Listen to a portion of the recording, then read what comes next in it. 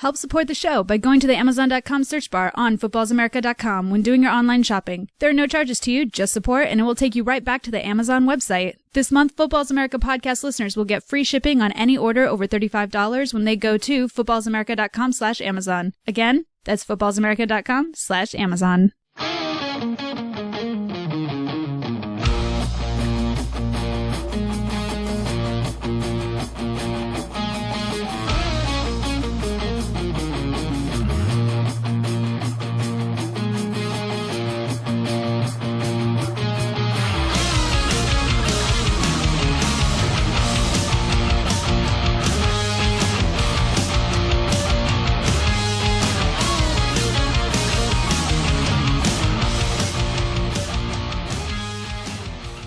Hello, everyone, and welcome to Football is America with Ron and Kyle. I'm Ron, and today I am joined by David Fucillo, the editor from NinersNation.com, which is a 49ers team and blog page. We have David here to discuss the 49ers with us today. David, thank you so much for joining us.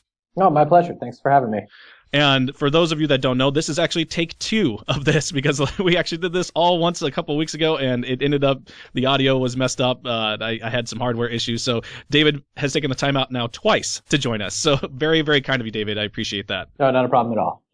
All right, so let's get started with a little bit about you. Your fans are joining us, and this is probably the first time they really get to hear you talk. They see you write all the time, but now they get to hear you in a different medium. And for those that don't take the time to read, this is a little bit easier for those that drive in a car around and stuff like that.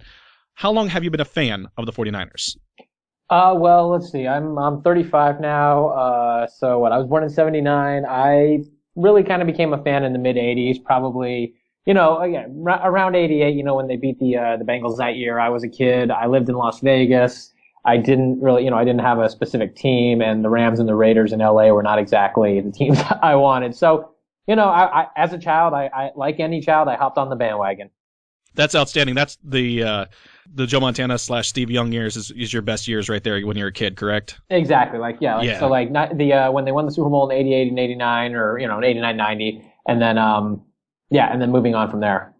Outstanding. And any family affiliation there? You didn't jump on because of your dad or your parents or grandparents or anything like that? You just kind of fell in love with the 49ers? Correct. My dad's actually a Patriots fan because he's from New England, so...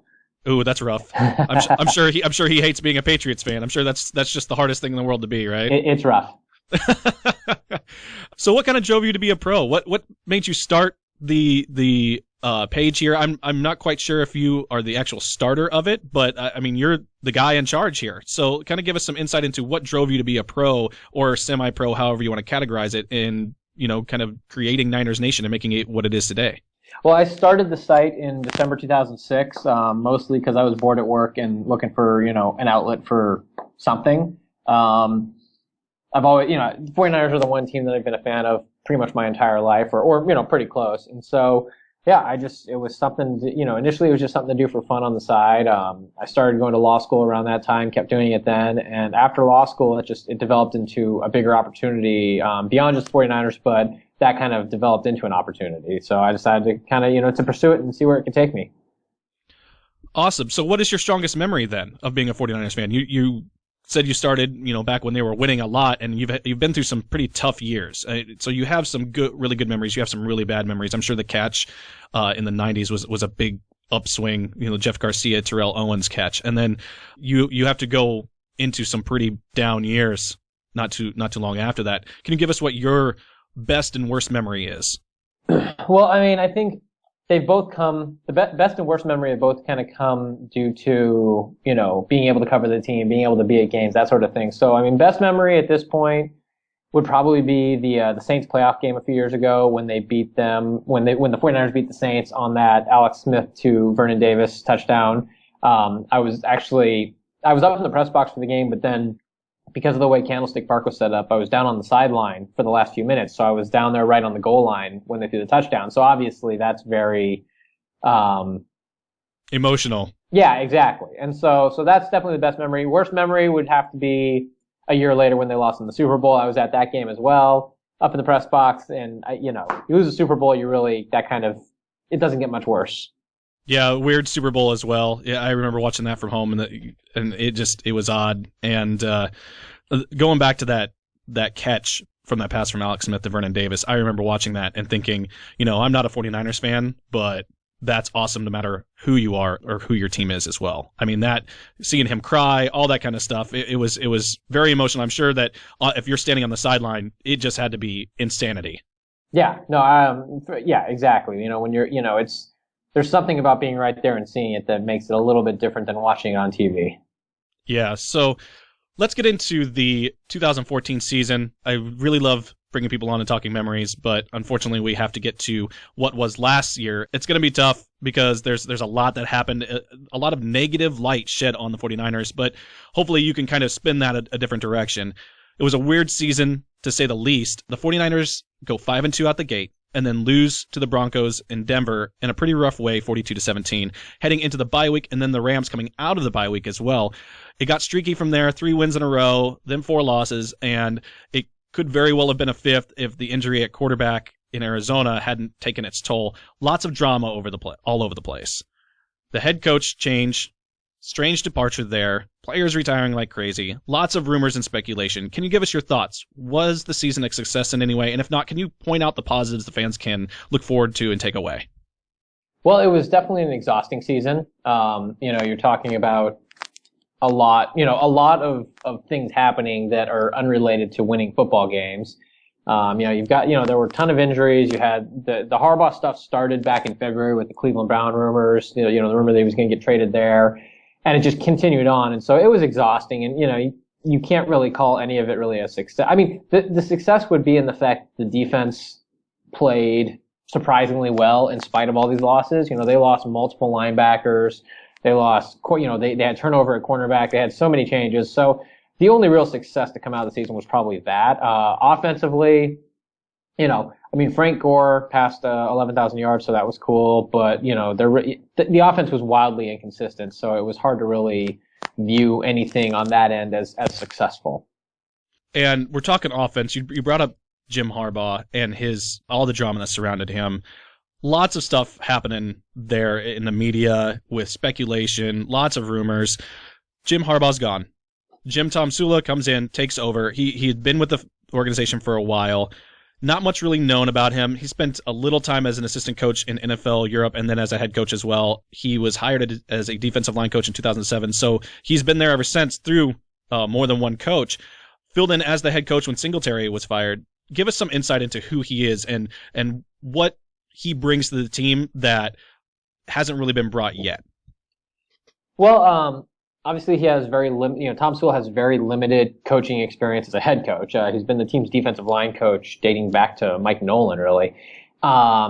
He had 1 year of head coaching experience in NFL Europe. So, he's a new face in that regard. But at the same time, he's very popular with the players. He's a guy that the players enjoy. He's Jim Harbaugh was certainly one to defend his players to the media and be out there for him. But there's a certain calm, or I won't say calmness, but with Jim Tomsula, you've got a guy who is, I think, a little more down to earth, a little more just sort of a fun, he's there, he's enjoying himself. He realizes he's in a unique situation.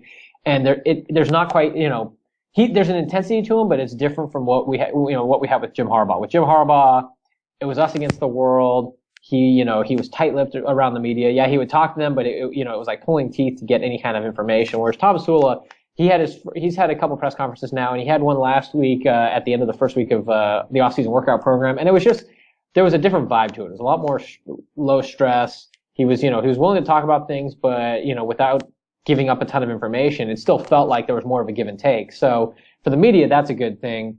For the team, he's kind of the personification of a player's coach. Obviously Jim Harbaugh had that view as well as a former player, but Tom Sewell is just, he's a guy that the players like to play for. And I think that's one big boon to having him as the new head coach. And when you're talking that he's a little bit more open in press conferences and stuff, I'm sure that makes you happy. And I'm sure that was a really big point of contention, especially with people like yourself who were, the media and the writers and the journalists and stuff that were trying to get information out. And he kind of was a jerk in that regard. And so having a fresh look at things from Tom Sula has to be something that you value. Oh yeah, no, that's definitely something to value. And like I said, it's hard to tell how this will all play out. in terms of, the middle of the season when, when the team maybe needs a kick in the butt to get going. But right now, it's just, it's nice. There's a nice atmosphere. Things have actually calmed down a certain amount. Well, outstanding. And moving on to GM Trent Baalke, I'm not sure exactly how you pronounce it. I've heard it pronounced about 15 different ways, but he has kind of a reputation at this point where people seem to think he thinks of himself as knowing way more what's best for the team than anybody else. And so there was a lot of criticism when he got rid of Harbaugh, basically taking and saying, I'm the reason that this team went to a Super Bowl recently. I'm the reason that this team has done so well recently. It's not Harbaugh. I mean, can you comment on that a little bit? Can you clear the air on that a little bit? You get to talk media with the team a lot more than many writers get to. So kind of help us and guide us through what is really going on there. Well, I think with Trent Baalke, he understands, yes, he's confident in what he can do. He's confident in the system he has in place in terms of, the player evaluation and who they're bringing in. And they brought in a ton of talent, so there's no doubting that at all. But I think the issue is there were concerns about the way, they were not entirely pleased with the way Harbaugh was using the talent at his disposal. As far as the way they were, the way they were designing, particularly on the offensive side of the ball, the way they were designing game plans, that sort of thing. I think that Trent Baalke believes that they could have done a better job. They could have, that they were not efficiently using the talent at their disposal. And so, like I said, Trent Baalke's confident in the players that he brings in, but I wouldn't go so far as to say, well, he did, he thinks that he did it in spite of Harbaugh. I think he recognizes that Harbaugh was a good coach. I just don't know that he thought that he was good enough based on the way he kind of used the talent. We've actually got to talk a little bit about that talent now. Colin Kaepernick seemed to kind of take a step back last year. He didn't, and nobody really knows why. It has a lot to do, I think, with the situation that was going on there. There was a lot of uncertainty, a lot of confidence problems. You have Steve Logan now at quarterback's coach. Cap has been working hard this offseason to get it right. What are the keys to restoring him to the insane playmaker that we saw a couple years ago? Well, I mean, it's a combination of, it's a combination of things. It's, we've seen him, we've seen the legs, we've seen his scrambling ability and how that can really impact the game. That's still an issue. That's still something that he, that is a big deal for him. But at the same time, he worked with Kurt Warner and a couple Arizona-based quarterbacks coaches this offseason, and a lot of it was working on mechanics, setting up a more solid base so that he can kind of, quickly make his way through his reads. That's been one of the critiques is that, he doesn't properly get through his reads and his progressions. I don't know how much I can comment on that because of the fact that a lot of that is based on stuff we don't know about as far as, well, this is the specific route, this was the first read, this was the second read, and so forth. So kind of building up that base is an issue, as well as the touch on shorter passes. Whether it be, dumping it off to the running back or even just intermediate, 10 to 15 yard routes, being able to hit those wide receivers in stride, being able to hit them, with kind of the right touch on the ball. I think those are things that ideally he improves upon and becomes a more complete quarterback.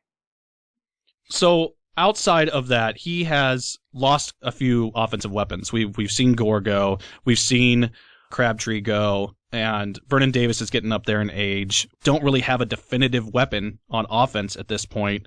There's a lot of concern there. Crabtree, he goes off to Oakland. You wrote a great article detailing his poor market and why he's struggling to find work. Can you give us your thoughts on Crabtree moving on to the Raiders and what the 49ers are going to do to get a dominant passing game back? Well, they added Torrey Smith, which provides a potential deep threat that they've lacked recently. They've still got Anquan Bolden, who just keeps on kind of trucking along. Where it gets interesting, I think, is what happens with Vernon Davis. He had a very poor year last season. The general consensus is he was probably dealing with some injuries. He kind of pushed that aside, but it seemed like he was slowed a bit by something. So, obviously he could be hitting the wall and, it's kind of, approaching the end of his career. But at the same time, if he can kind of, get back to where he was a couple years ago, which is possible given that he's entering his walk year, looking for a new contract, if he can have a solid year, then, maybe they get that extra weapon that they were lacking last year. And is that a big-time running back? Is that a big-time possession receiver? Like you said, you have Torrey Smith. He's your speed threat, but you don't have a possession guy outside of anybody like Vernon Davis.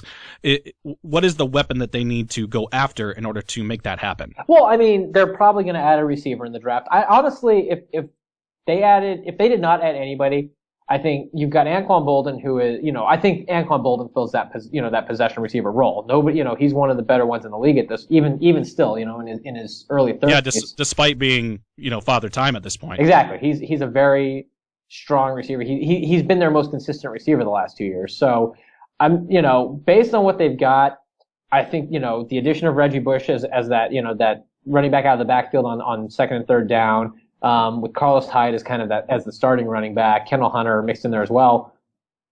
Realistically, they could go with what they've got and potentially take a strong step forward. But again, they've got 9 draft picks. They're going to probably draft at least one wide receiver. I wouldn't be surprised if they drafted a tight end, because with Davis hitting free agency next year, Vance McDonald, their pick a couple years ago, really has struggled to kind of prove himself. So I think, wide receiver is definitely a position that they're going to be looking at in the draft to kind of add somebody that may, can contribute this year, but would be kind of also a long-term option.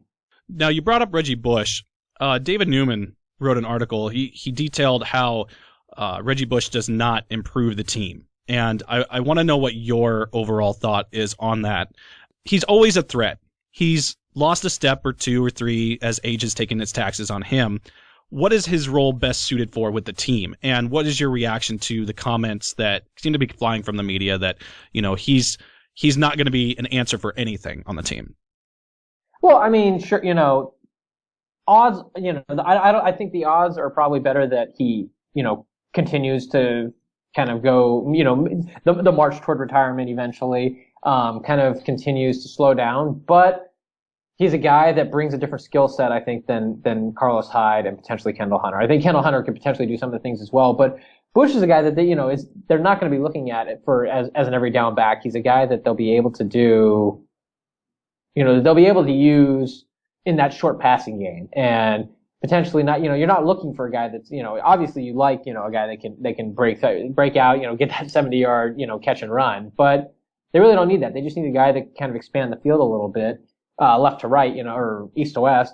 And I think it's possible he can do it. I'm certainly not, I don't think there's anything remotely certain about what he will do, but I think there's some upside still to it. Going on to the defensive side, and still kind of staying on the same track of your writer, David Newman, who hasn't wrote a lot for you guys, but his articles that I find seem to be the ones that gain a lot of page views for you guys. Wrote an article about Darnell Dockett as well.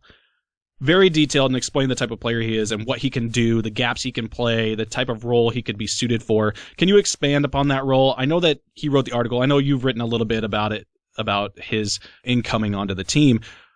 What is he best suited to do for the 49ers and hopefully help you beat his former team that just decided he wasn't worth it anymore? Well, obviously he's coming off the torn ACL last year, but he seems to be in pretty good shape. Should be good to go for this season. The 49ers defensive line has some question marks. Obviously, Justin Smith may or may not retire. He still hasn't announced the decision. But whether he does or doesn't, Dockett is a guy that just adds to that rotation. They've got Tank Carradine, Quentin Dial, Glenn Dorsey, guys like that. But Dockett is, he's got that veteran experience, and a lot of it's just going to come down to, does he lose a step because of the injury, or what exactly happens with that regard, with regard to that, because we just, we don't know what a player is always going to look like when he comes back from a major knee injury. So, but I think he's a guy that will be sort of, a first and second down lineman. I'm not necessarily first and second down, but a guy that they can mix in a variety of roles. That, there's some concern about his defense against the run, but I think that's a little overblown. So again, it's just another rotational guy. It's a guy where, especially if Justin Smith retires, that line will be built as much around kind of a rotation of multiple players as opposed to just a distinctly set of starters. Right, and we've seen plenty of teams do a rotation in a 3-4 on the down lineman. We see the Patriots do it. They do it really well. We've seen other big 3-4 defenses accomplish that without any problems. So I don't think that there's major concern. I do hope that he's doing a lot better health-wise and that he's able to have a major role, because not only that, but it seems like guys who have an opportunity to play back in the same division that they were kind of undervalued in, or they feel that they were undervalued in after coming out of a team and going into a division opponent, they seem to kind of put up a, haha, look what I can do. You didn't get this year, normally in their first year at least. Yeah, that's certainly possible. Obviously, Darnell Dockett's getting up there in age, and again, is coming off the injury, so I'm not exactly, hopefully the 49ers are not putting all their eggs in that basket. But yeah, there's the hope that he wants to prove something. Now, you have a lot of departing players. You're talking about whether Justin Smith will or won't retire. You got Patrick Willis, he retired. Chris Borland retired, and we're going to get to his exit here in just a minute. But you also lose Frank Gore, Mikey Potty. You have Culliver and Cox, Stevie Johnson, Crabtree. I mean, it just seemed like people were leaving by the train car. And you did sign Gabbert, you signed Bush, you signed Eric Pears, Torrey Smith, and Bishop. What are the plans here to fill the roles that were left by Patrick Willis and Chris Borland and all these guys? Like, I know you've signed some of these players to kind of help fix or piece together the puzzle, but it still just seems like there's either really unknown guys out there that the 49ers are going to be using, or there's just holes that need to be filled bad. Well, obviously losing Patrick Willis and Chris Borland is a big deal because, Willis has been one of the best linebackers of the last, 8 years. Borland had one of the better rookie seasons in recent memory. So I'm not going to pretend that those aren't big losses. The good news for the 49ers is that Navarro Bowman is ideally should be back. It's been 14 months since his ACL, since his knee injury. The big question, right now next to him is Michael Wilhoit, who was certainly effective as a starter, but he kind of has a ceiling. There's only so much that you can expect out of a guy like Michael Wilhoit. So 49ers will probably look in the draft for that as well. In reality, the losses that they have really weren't, I don't think, that huge a deal. Losing Brandon Lloyd, Stevie Johnson, Michael Crabtree, their passing game was inconsistent at best last year.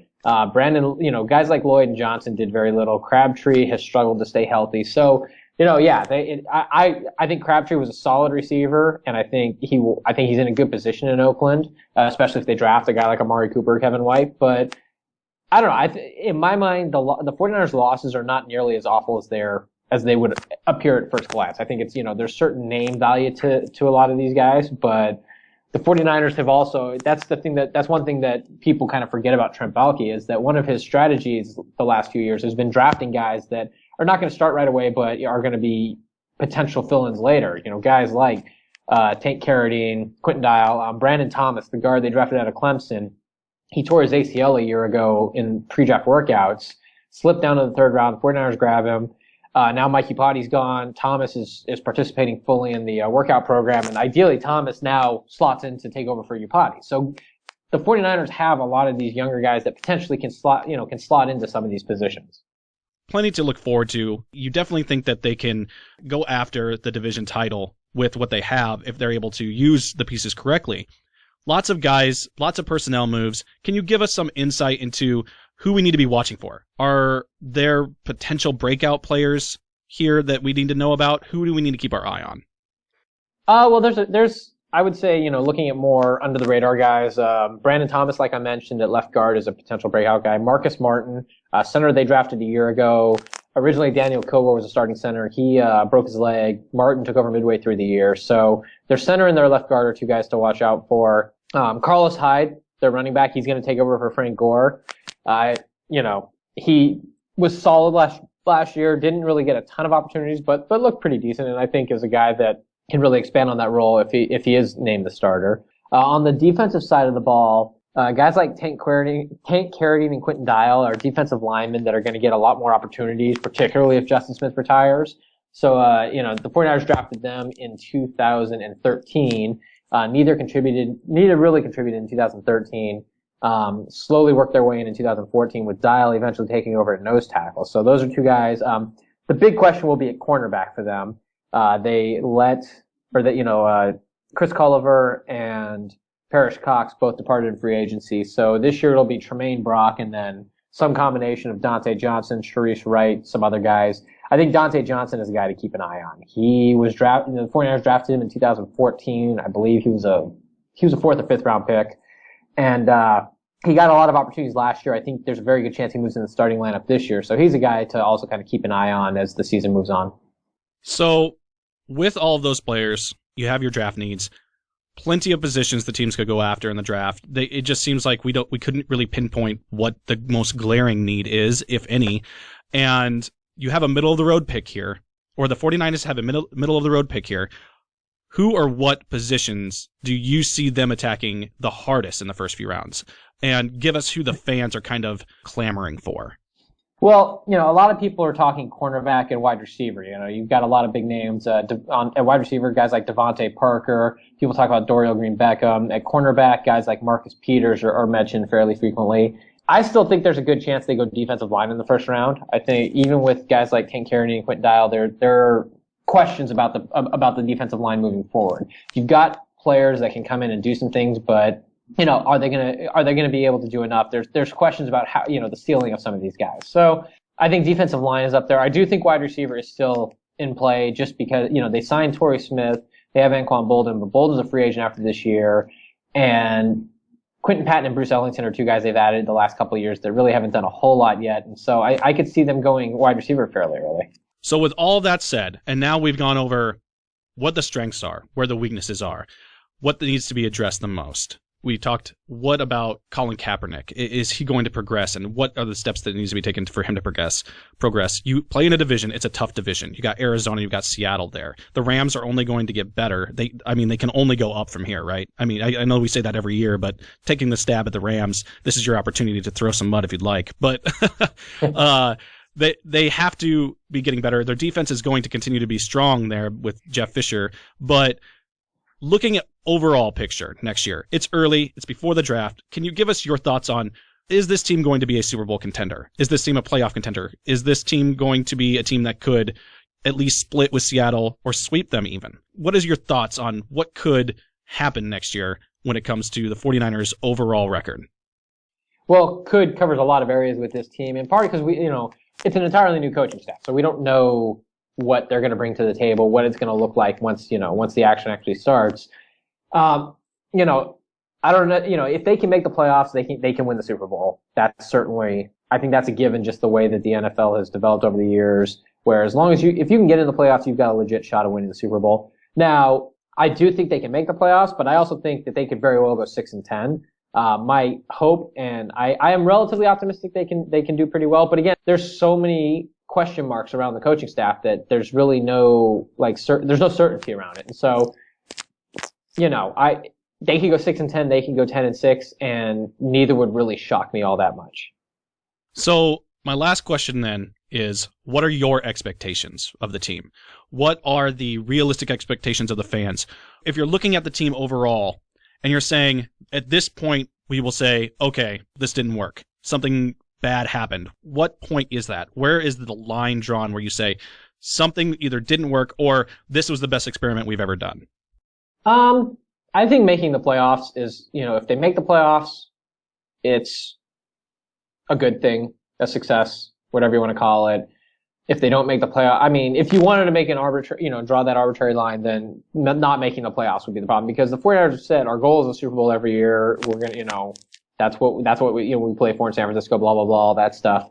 So if you don't make the playoffs, then it's not a success. They went 8-8 last year. If they went 9-7, didn't make the playoffs, maybe that's an improvement on last year. I don't know, but it's still not good enough. And, they got rid of Harbaugh. They brought in Tom Sula because ideally they think that Tom Sula can get them to the next level. And so, yeah, so you either, if they don't make the playoffs, it's a failure. If they do make the playoffs, it's some kind of success. I won't necessarily say what kind, just because there's so much context to it.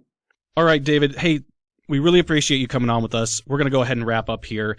I want to turn it over to you, and I want you to go ahead and plug whatever you want to plug, whether it be your Twitter handle, your handler on the website, what's coming up that everybody needs to be watching for on the website, any big features coming up or any big visits, photos, anything like that that's gonna kind of be something the fans need to zero in on, and plug whatever you want. I don't care if you have a curtain or a paperclip business you want to plug. By all means, go ahead and do that too. This is your time.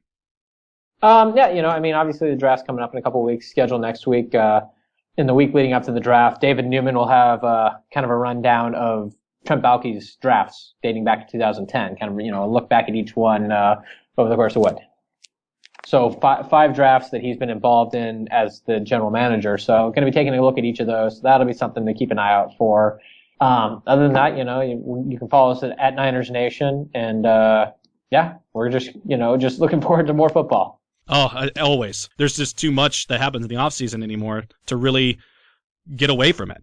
Yeah. I mean, it's interesting how the schedule has kind of emerged to just be, there's some downtime in mid-February, in early April, and then in July, but otherwise it's just, it's year round. Yeah, it's gotten crazy. So thank you, David, so much for coming back on with us and giving us a second shot here to recording. Really appreciate you taking the time out. For all of you Niners Nation listeners who are joining our show for the first time, footballisamerica.com. You can get us on Facebook, facebook.com/footballisamerica podcast, on Twitter at FBIA podcast. We will be tweeting out the link for David's show here very soon, as I get it up and posted. For all of our listeners that are hearing David for the first time, go to NinersNation.com. Go there, check out his articles, especially if you're a 49ers fan and you didn't know that this existed. You were doing life wrong before, but now you can do it right. It's okay. We can get through this together. You can always get our show on iTunes, on Stitcher, on Pocket Cast, tune in, just about anywhere that there's a show or a medium, you can do that. David, thanks so much. Really great insight. Hope to have you back soon. All right, definitely. All right, well, we'll get you on after the draft, and if not, you're talking David Newman. I think we need to get a hold of him and have him do some draft talk with us right after the draft, if that's okay with you. Yeah, sure, that's fine. All right, awesome. Thank you so much. Take care, David. All right, you too.